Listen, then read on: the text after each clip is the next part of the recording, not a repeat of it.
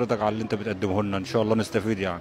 طب لو عملنا جمعية للمصريين في فرنسا تساعدهم في كل حاجة، ايه رأيك؟ وتكون خاصة ليهم علشان يهتموا بيهم، واي حد جاي جديد يكون عنده توعية بكل حاجة بتحصل في البلد، ايه رأيك؟ يا ريت والله، دي حاجه كويسه طبعا. لسه جاي جديد تعملوا له عنوان، بيتعمل بيجي له بوطه طبعا باسمه، كل ده حاجات كويسه. اكتر موقف كويس مريت به هنا في فرنسا هو ايه؟ كويس. والله في حاجات كتير كويسه. قول لي موقف واحد. يعني في ناس كتير بتقابلك بتعمل معاك حاجات كويسه طبعا. يكفي بس ان هو يسيك قهوه، في ناس تانية القهوه كتير عليها. تمام.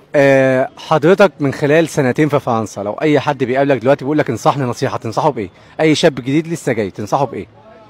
والله اقول له خليك شوف شغلك وامشي كويس والتزم بسكنك وشغلك والمواعيد. طبعا يبعد عن الناس، هنا في ناس كتير بتاع حشيش، في مخدرات، في سجاير. البوليس هنا ما بيسيبش حاجه، والكاميرات هنا مش مخليه اي حاجه، وعارفين عننا كل حاجه. فامشي عيد اللي احتار عدوك فيه. تحب تنصحني انا شخصيا بايه؟ والله يعني مبسوط من المحتوى بتاعك.